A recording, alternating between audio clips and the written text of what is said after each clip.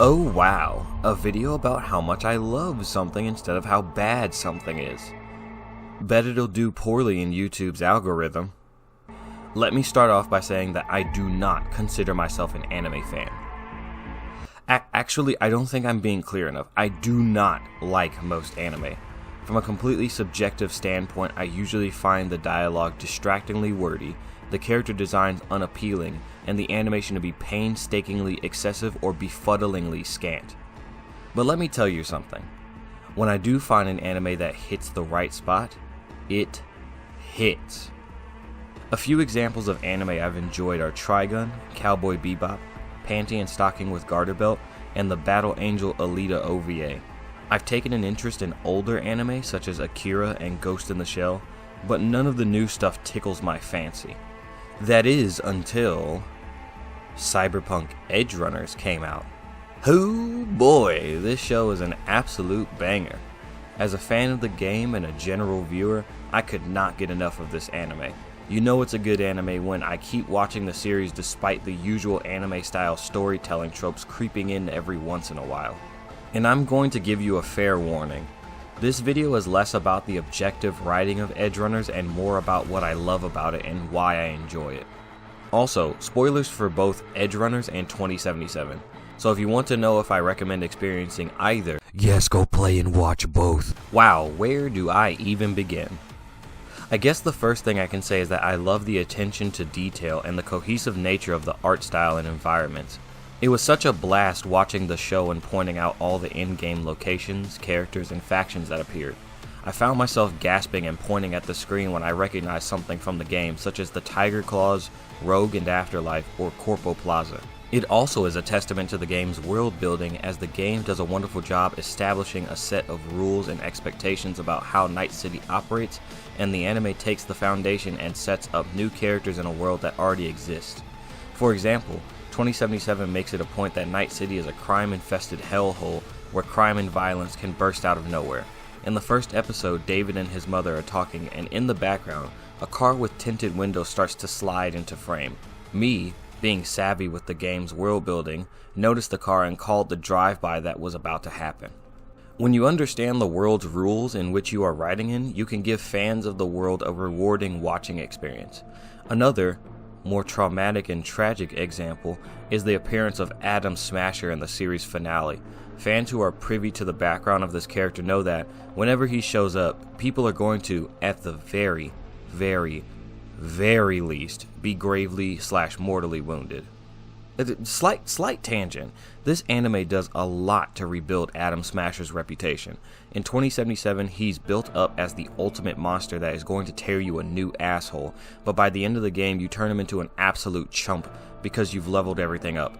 In Edgerunners, however, Smasher is a complete demonic menace. In one single episode, not only did Studio Trigger re-establish how powerful Smasher is, but they also put into perspective how powerful V is, the main character of 2077. It's also clear that Studio Trigger did something most adaptations dare not do. They actually played the game. For some reason, Hollywood and mainstream media find it to be a sin to actually indulge in the content they are adapting. Whether it be James Gunn with Peacemaker or the showrunners of The Last of Us, both told the lead stars of their respective shows not to indulge in the source material.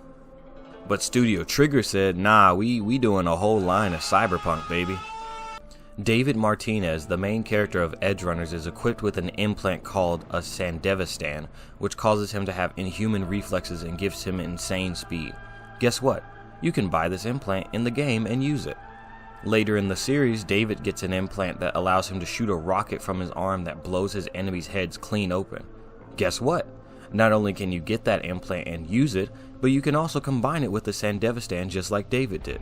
Lucy has a monowire, a razor-thin wire that can slice people's limbs off.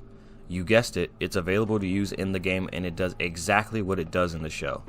But all of that is superficial in the grand scheme of things. One thing Studio Trigger got down perfectly was the tone of the Cyberpunk world, and no better episode epitomized this than Episode 6. What? No, shut the fuck up, it's Episode 4. Episode 6 is great too, but no one talks about Episode 4. The majority of Episode 4's runtime is dedicated to showing a montage of David training to be an Edgerunner, the cyberpunk equivalent of a pay-to-play mercenary. As things begin to look like David is fitting into the group and bonding, one of the group's members, Pilar, is suddenly and unceremoniously killed by a homeless cyberpsycho with his dick out. The cyberpsycho has his dick out, not Pilar.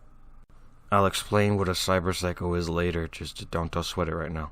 At this moment, David and the audience are ripped from the idealistic world of friendship and bonding and are reminded of what exactly they're watching, a cyberpunk show. As the series progresses, you begin to realize that none of these characters are getting a true happily ever after. All the love, friendship, and camaraderie is finite and short-lived.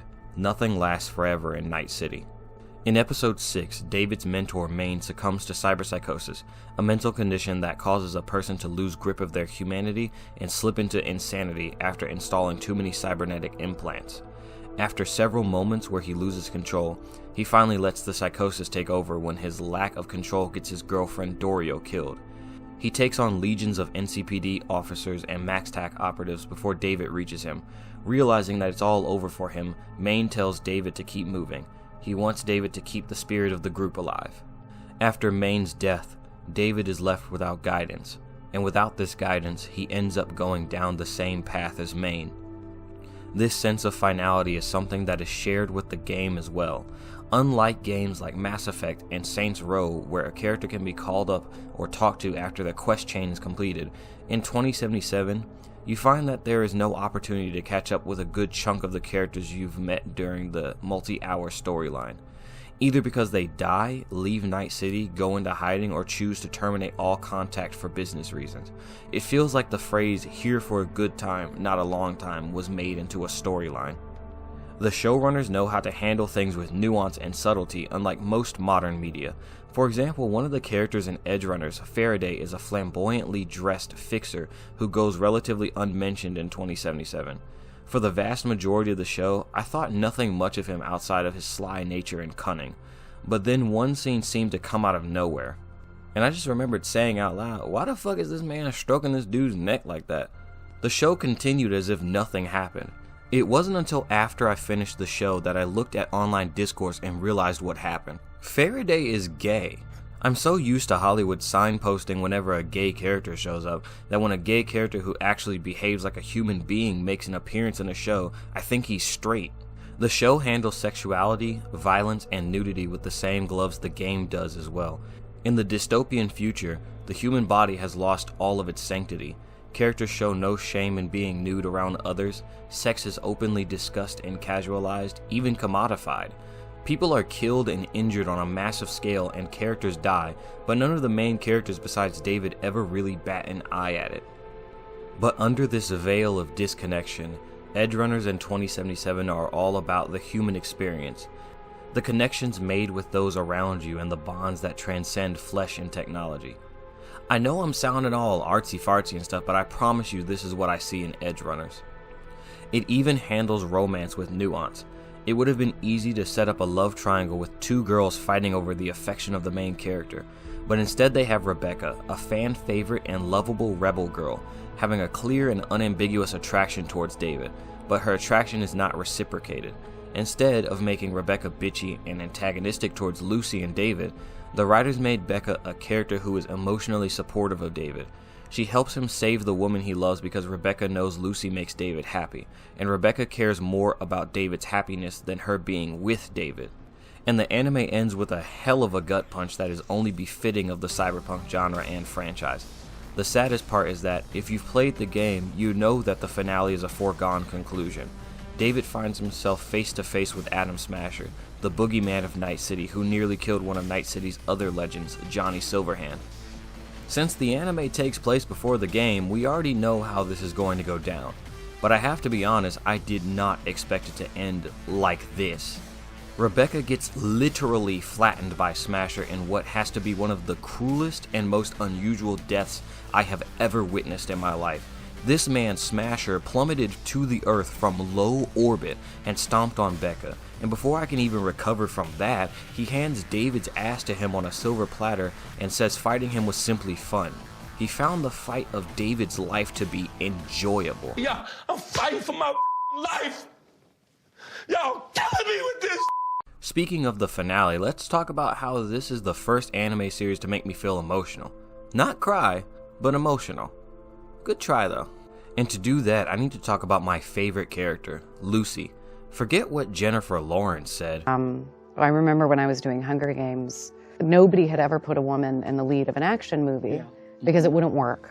We were told girls and boys can both identify with a male lead, but boys cannot identify with a female lead. Oh, absolutely. And Bullshit! I deeply identify with Lucy, the female lead of Edgerunners. She has an extroverted facade that hides her vulnerabilities and is a tough shell to crack, but once David gets in, she loves hard and cares deeply. She tells him she always had a dream to escape the hellscape of Night City and go to the moon. In the final episode, David sacrifices himself so Lucy can survive the fight against Smasher and make her dream come true with the money he earned while taking gigs. But while she's on the moon, this scene happens and my soul almost left my body.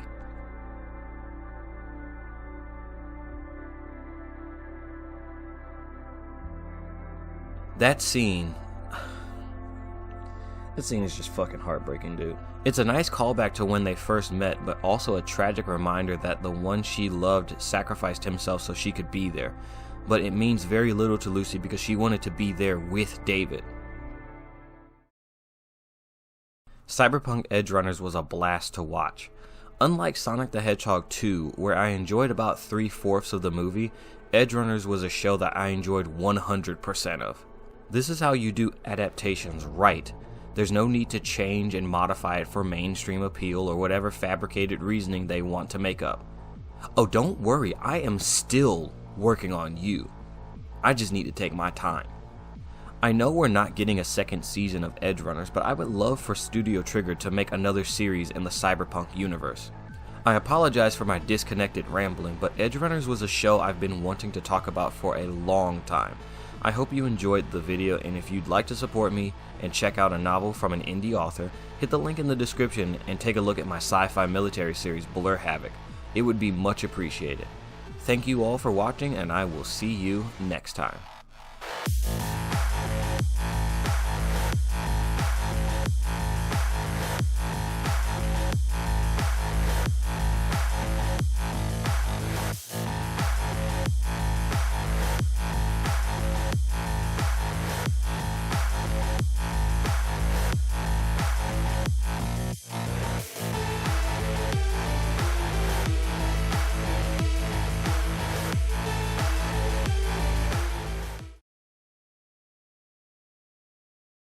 Adam Smasher, hurry! Go on, kill the boy! Who the fuck are you?